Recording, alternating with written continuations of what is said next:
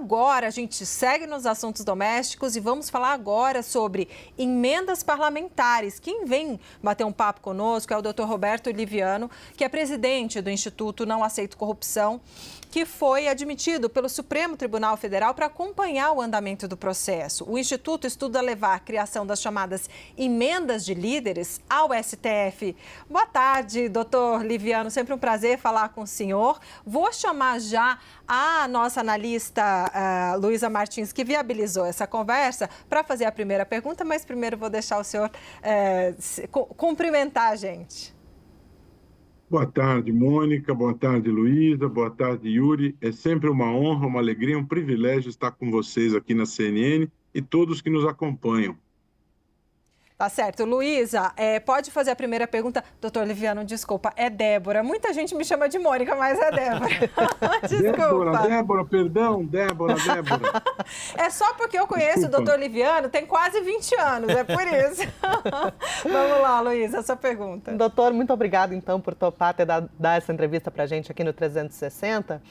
Eu queria começar fazendo uma pergunta em relação à manifestação que o próprio Instituto divulgou em relação a essa manobra, digamos assim, do Congresso Nacional que criou as chamadas emendas de líderes. Nessa manifestação, o Instituto, ele compara essa manobra a uma reedição, digamos assim, do orçamento secreto. Queria que o senhor falasse um pouquinho mais sobre isso e dissesse, então, em que medida esses dois casos são, de fato, comparáveis.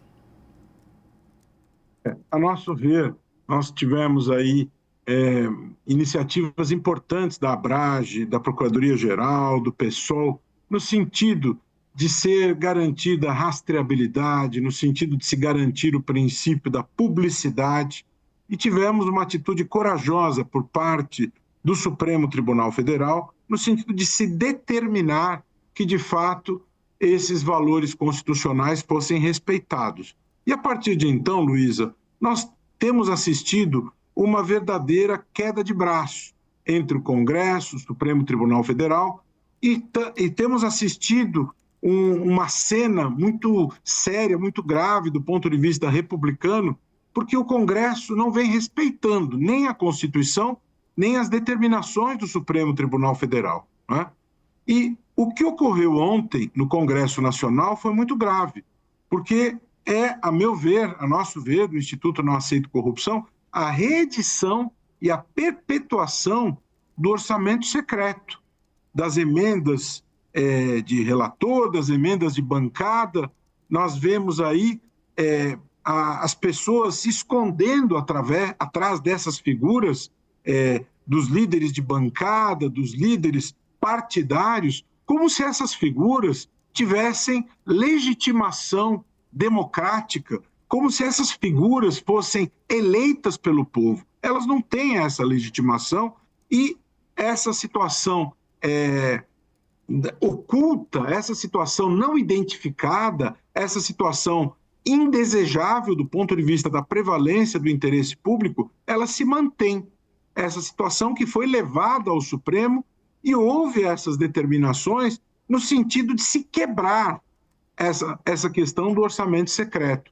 Ou seja, Luísa, tudo isso é muito grave, tudo isso é muito sério, e o que nós assistimos ontem é a renovação dessa situação grave. Ou seja, o Supremo não está sendo respeitado, a sociedade não está sendo respeitada, e pior de tudo, a Constituição não está sendo respeitada, não é? O princípio da separação dos poderes, o princípio da publicidade, da moralidade administrativa, tudo isso está sendo desrespeitado, o que leva o Instituto Não Aceito Corrupção a firmar nota pública, e mais do que isso, nós somos amicus curiae na ADPF 854 e nós já peticionamos dentro da ADPF, reafirmando estes valores que foram colocados na nota pública, no sentido de fazer valer esse espírito constitucional, espírito republicano, que, na verdade, se nós examinarmos o que está previsto na Constituição, orçamento público, quem tem o papel constitucional de gerir o orçamento público é o Poder Executivo, não é o Legislativo. Então temos assistido nos últimos anos uma deturpação dos papéis. O legislativo discute projetos de lei e não gere o orçamento público. Não cabe ao legislativo o papel de gerir o orçamento público. É uma total deturpação, uma total inversão de papéis, uma quebra do princípio da separação de poderes. Não é? Doutor Liviano, eu tenho uma provocação, né? Porque eu gostaria que o senhor explicasse, sob o seu ponto de vista, por que o Congresso tem sido resistente na chamada transparência e na rastreabilidade. Por que não deixar o carimbo de quem está mandando de fato, de quem é o autor da emenda? Qual é o objetivo por trás disso na sua avaliação? É muito fácil entender por que isso acontece, Débora. É para se manter o poder de manipulação desse dinheiro. Né? Quando você não tem clareza sobre a destinação, quando tudo isso se mantém opaco, quando tudo isso se mantém por trás do bastidor, e você tem flexibilidade de manusear tudo isso, o poder é muito maior. Quando você tem flexibilidade de controlar tudo isso, o poder é muito maior. Você pode aquinhoar os seus apadrinhados. Você pode fazer o jogo da cooptação. Por isso é que se diz que o Brasil vive o chamado presidencialismo de cooptação. Você coopta aqueles que te convém para poder controlar o exercício do poder. Nas últimas eleições municipais, de um universo dos 100 maiores municípios, aqueles que foram aquinhoados com emendas, nós tivemos um índice de reeleição de prefeitos nos 100 maiores municípios da ordem de 90% dos aquinhoados com emendas PIX.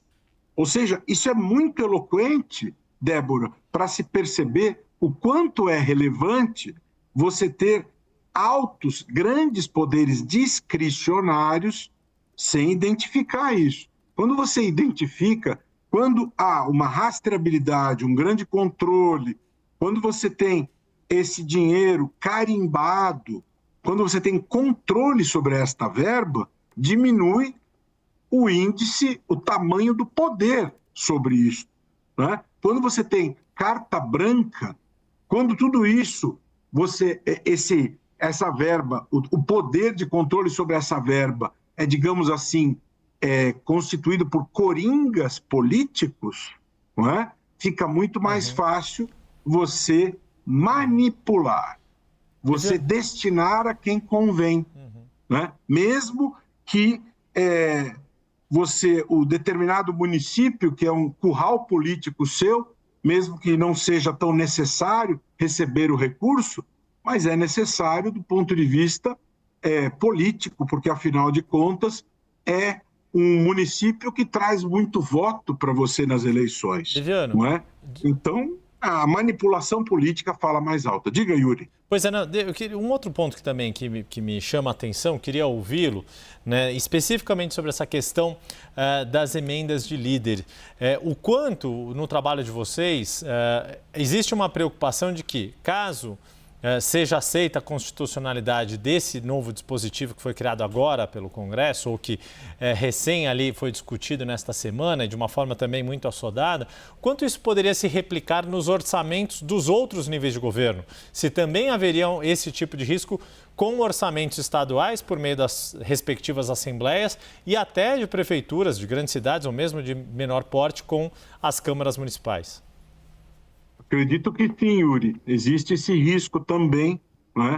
Porque, inclusive, você vê que a gente coloca na nota aí, a figura dos líderes também é uma figura na qual se aposta para se esconder atrás dela e se poder realmente ter esta ocultação, né? Então, nós podemos ter esse fenômeno em cascata a nível dos estados, a nível municipal. Existe realmente um grande risco, né? Existe um grande risco que nós tenhamos esse problema da ocultação a nível estadual, a nível municipal. Nas últimas eleições, o Instituto, 3 meses antes das eleições, e a nossa ideia é que nós tenhamos essa pesquisa sempre a cada 2 anos, nós verificamos o nível de aceitação de práticas corruptas, de práticas ilegais, não é? E medimos essas práticas, né? E algumas das práticas se destacam como práticas inaceitáveis, como a rachadinha, como a contratação de funcionários fantasma. E uma das práticas que se destaca como prática inaceitável é a compra de votos, não é?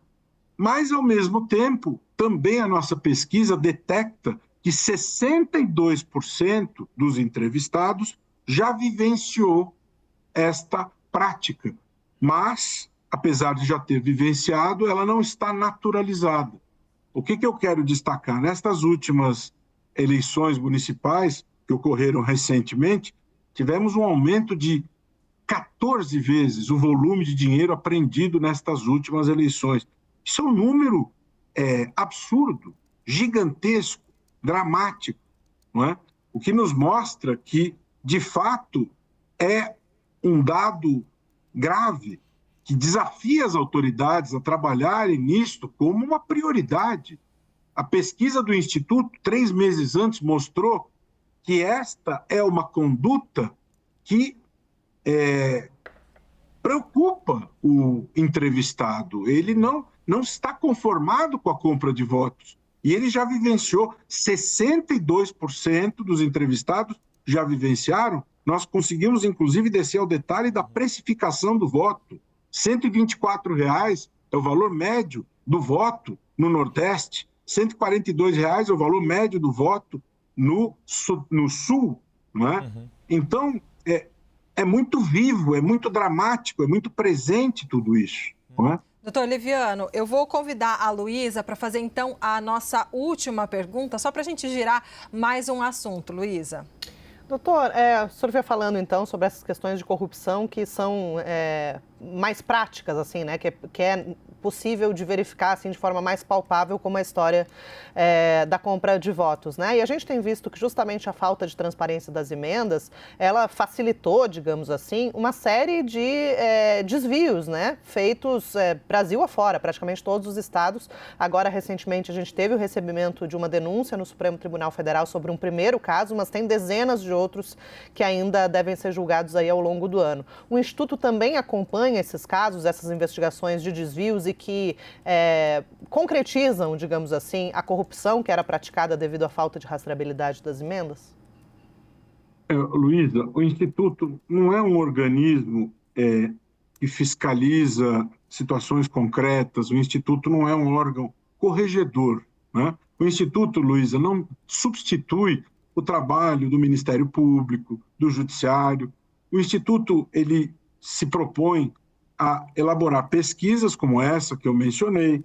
O Instituto se propõe a elaborar prêmios de integridade como esse que está sendo promovido. Inclusive, há 2 categorias que para nós são muito caras, do jornalismo investigativo e do jornalismo local, que premiam reportagens relevantes que desvendam a corrupção, assim como academia, tecnologia e inovação, experiência profissional, boas práticas de governança, integridade no esporte, que é um espaço para que nós avancemos nas ideias que contribuem para o combate à corrupção. Assim como o debate sobre a corrupção, a integridade, mas nós não queremos substituir as instituições que têm responsabilidades dentro da rede de controle. Agora, isso não significa, Luísa, que muitas vezes nós não sejamos procurados com denúncias. Muitas vezes nós somos, né? E quando somos, nós encaminhamos, né?